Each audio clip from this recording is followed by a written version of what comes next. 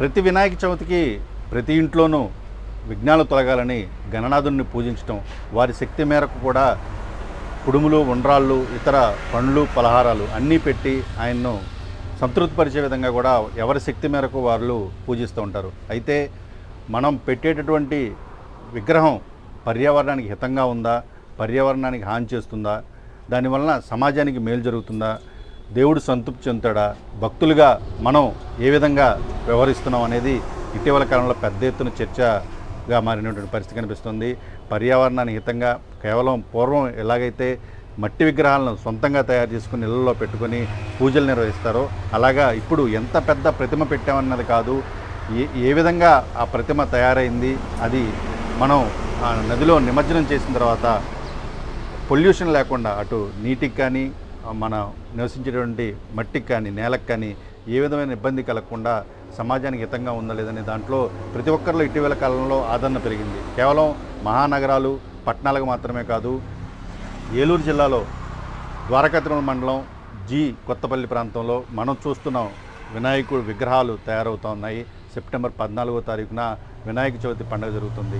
ఇలాంటి ఒక గ్రామంలో పెద్ద ఎత్తున అంటే ప్రతి ఏటా కూడా వీళ్ళు ఇక్కడ నాగేశ్వరరావు గారి విగ్రహాలు తయారు చేస్తుంటారు.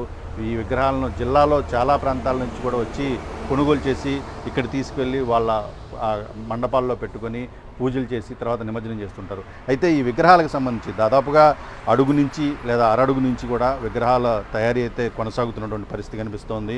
మనం చూస్తున్న విగ్రహాలు దాదాపుగా కూడా 5 అడుగుల మేరకు కూడా తయారవుతున్నాయి. కేవలం రంగులు విభిన్నమైన రంగులు, ఆకర్షించినటువంటి రంగులు ఉపయోగించడం, అదేవిధంగా ప్లాస్టర్ ఆఫ్ ప్యారిస్, ఇతర వస్తువులతోటి తయారైన విగ్రహాలకి వీటికి చాలా తయారీలో కానీ లేదా నాణ్యతలో కానీ వీటన్నింటిలో కూడా చాలా తేడాలు కనిపిస్తూ ఉన్నాయి. వీటికి సంబంధించి కూడా అసలు తయారు చేయడంలో ఎలాంటి పదార్థాలు ఉపయోగిస్తారు, ఒక్క విగ్రహం తయారు చేయడానికి ఎంత ఖర్చు అవుతుంది, దీని తర్వాత వాళ్ళ మెలకువలు ఎలా ఉన్నాయి, మనతో మాట్లాడేందుకు తయారీదారు నాగేశ్వర గారు ఉన్నారు. సార్ చెప్పండి, ఎలా ఉంది ఈసారి వినాయక చవితి సందడి ఎలా ఉంది? వినాయక చవితి సందడి ప్లాస్టర్ ఆఫ్ ప్యారిస్ వల్ల కొంచెం డౌనేనండి. మట్టి విగ్రహాలు అనేప్పటికీ ఇక్కడ అందం కనపడదు. ముందు తయారు చేసి మేము 10 రోజులు, ఒక వారం వందనంగా పెయింట్లు మొదలు పెడతాం. వాటర్ పెయింట్లు మొదలు పెట్టేప్పుడు ఈ లోపల వస్తూ ఉంటారు. ఇప్పటికే వాళ్ళని విగ్రహాలు పెయింట్లు వేసేసి లైన్లో పెట్టేసి ఉంచుతారు.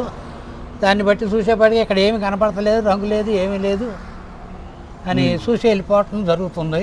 మీరు ప్రధానంగా ఇప్పుడు ఎంత చిన్న విగ్రహం నుంచి ఎంత పెద్ద విగ్రహం వరకు కూడా మీరు తయారు చేస్తుంటారు? 6 అంగుళాల కాడి నుంచి 6 అడుగుల వరకు తయారు చేస్తామండి, ఉట్టి మట్టితోటి. ఈ విగ్రహం తయారు చేసేటప్పుడు ఏ వస్తువులు, ముడి పదార్థాలు దీంట్లో వినియోగిస్తుంటారు? వాటి ఒక విగ్రహం తయారు చేయడానికి మీకు ఎంత టైం పడుతుంది? మట్టి, దూది, ఈ రంప పొట్టు, కొబ్బరి పీసు, ఇవి శుద్ధ పౌడరు, ఇవన్నీ కలిపి మేము దానికి విడివిడిగా ఏదంత కావాలో తయారు చేసుకొని వీటికి అచ్చులు వేరే తయారు చేసాం. వాటిలో నొక్కుకొని గుల్లతనంగా వాటిని నిలబెట్టి అప్పుడు ఫినిషింగ్ వర్క్ చేస్తామండి. ఒక విగ్రహానికి వచ్చేసి 4 రోజులు పడుతుందండి. మామూలుగా అంటే ఒక స్ట్రక్చర్ తయారు చేయడానికి, విగ్రహం స్ట్రక్చర్ చేయడానికి 4 రోజులు పడుతుంది. ఫినిషింగ్, ఆరటం, ఫినిషింగ్ అనేది అది 2 రోజుల్లో పిల్లలు వస్తారు. ఈ పెయింట్లు అయ్యి ఒక వారం పట్టేద్దండి మొత్తం అన్నిటి మీద. ఇది అచ్చు తయారు చేశాక ఇదే ఖచ్చితంగా 4 రోజులు పడుతుందండి. ఓకే. ఇప్పుడు ఈ అలంకరణ ఉంది కదండి, స్వామివారికి ఆభరణాలు కానీ లేదా ఇతరత్ర ఆయుధాలు కానీ, చేతులు కానీ, గోర్లు కానీ, ఇలాగ ప్రతిదీ కూడా చాలా సున్నితంగా చాలా జాగ్రత్తగా చేసుకుంటూ రావాలి. వీటి విషయంలో ఎలాంటి జాగ్రత్తలు తీసుకుంటారు? ఇప్పుడు ఆ ఆభరణాలకు సంబంధించిన కొన్ని కోణాలు కానీ, నొక్కులు కానీ అంతా చేతి వర్కేనండి, మొత్తం చేతి వర్కేనండి.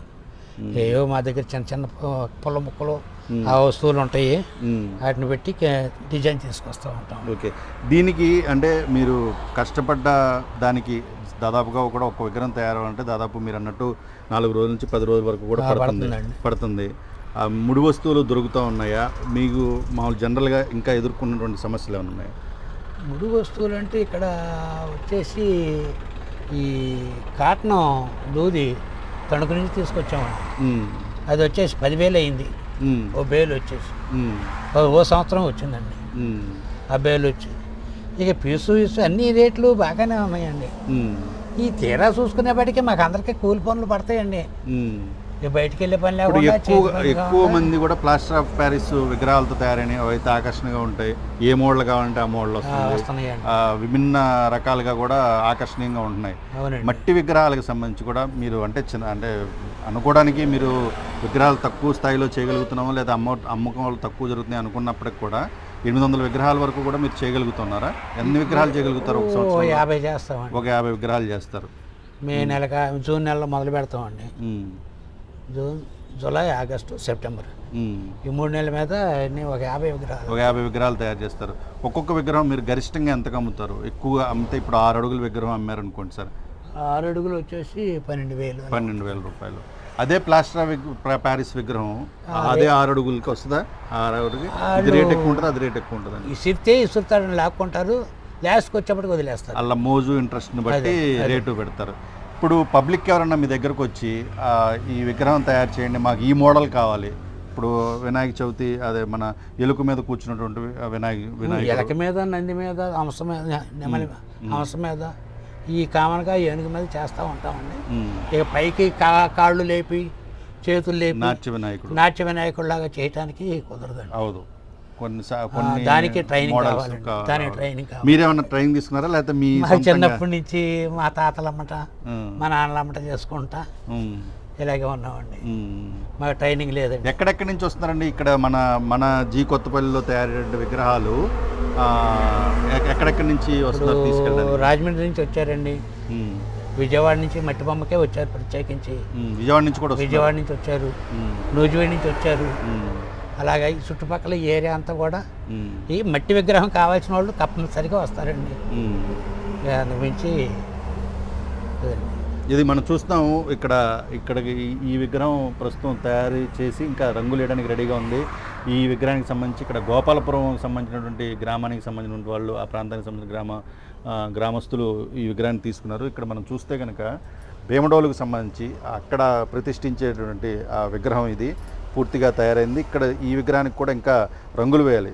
ఇది మనం చూస్తున్నటువంటి విగ్రహం వాళ్ళు ప్రతి సంవత్సరం కూడా గడిచిన 63 సంవత్సరాలుగా కూడా సేమ్ విగ్రహం ఇదే రూపంలో ఉన్నటువంటి విగ్రహం ఇక్కడ తయారు చేయించి తీసుకువెళ్ళటం, ఇదే పీట మీద తయారు చేసి నాగేశ్వరరావు గారు ఇవ్వటం, వాళ్ళు అక్కడికి తీసుకెళ్ళి వాళ్ళ సెంటర్లో ఈ విగ్రహాన్ని పెట్టుకుని పూజలు చేస్తారు. మనం చూస్తున్నటువంటి విధంగా కూడా ఈ విగ్రహానికి కిరీటం కావచ్చు, స్వామివారికి సంబంధించిన ఆభరణాలు కావచ్చు, మన తొండం ఉందో ఆ తొండానికి సంబంధించి, హస్తానికి సంబంధించి, కాళ్ళకి సంబంధించి ఇవన్నీ కూడా వెండితోటి మళ్ళీ సేమ్ ఇవే కొలతలతో అక్కడ ఆల్రెడీ గుళ్ళో ఉన్నటువంటి వెండితో తయారు చేసినటువంటి ఆభరణాలన్నీ కూడా ఈ విగ్రహానికి అమర్చి ఏదైతే వినాయక చవితి రోజున ప్రతిష్ఠించి అక్కడి నుంచి కూడా 9 రోజుల పాటు అలాగా వాళ్ళు అనుకున్నటువంటి రోజులు అక్కడ కూడా మండపాల్లో ఉంచి పూజా కార్యక్రమాలు చేసుకుంటారు. అయితే ఇంకా కూడా ఇలాంటి స్పృహ పెరగాల్సినటువంటి అవసరం అయితే కనిపిస్తుంది. పర్యావరణానికి హితంగా కూడా మనం పండుగలు జరుపుకోవాల్సిన పరిస్థితి కనిపిస్తోంది. ఇప్పటికీ పొల్యూషన్ కంట్రోల్ బోర్డు కావచ్చు, అధికారులు కావచ్చు చాలా పెద్ద ఎత్తున ప్రచారం చేస్తున్నారు. వినాయక చవితి అంటే మట్టితో విగ్రహాలు తయారు చేయండి, మనం నిమజ్జనం చేసిన తర్వాత పంట పొలాల్లో కావచ్చు, కాలువల్లో కావచ్చు అవన్నీ కూడా పొల్యూషన్ అవ్వడం, త్వరగా నదిలో కలవకపోవటం, దీనికి సంబంధించి నీళ్లు తాగేటటువంటి పశువులు కానీ, పక్షులు కానీ లేదా జలచరాలు కానీ వీటన్నిటికి కూడా ప్రాణ సంకటంగా మారి పొలాలకు కూడా చేటు చేస్తున్నటువంటి నేపథ్యంలో ప్రతి ఒక్కరు కూడా పండుగను పర్యావరణ హితంగా జరుపుకోవాలనే కాన్సెప్ట్ అయితే తీసుకోవాలని చెప్పేసి పెద్ద ఎత్తున అయితే పర్యావరణవేత్తలు చెప్తున్న పరిస్థితి కనిపిస్తోంది. ఇలా కనుక ప్రతి ఒక్కరు కూడా మట్టితో తయారు చేసినటువంటి వినాయక విగ్రహాలను కనుక పూజిస్తే ఇలాంటి కళాకారులు సాంప్రదాయంగా ఇదే పనిని నమ్ముకొని, ఇదే వృత్తిని నమ్ముకొని జీవిస్తున్న కళాకారులకు కూడా ఇంకా పెద్ద ఎత్తున విగ్రహాలు తయారు చేసే అవకాశం వస్తుంది. వాటి ద్వారా కూడా చాలామంది జీవనోపాధి కూడా కలిగే అవకాశం అయితే ఉంది.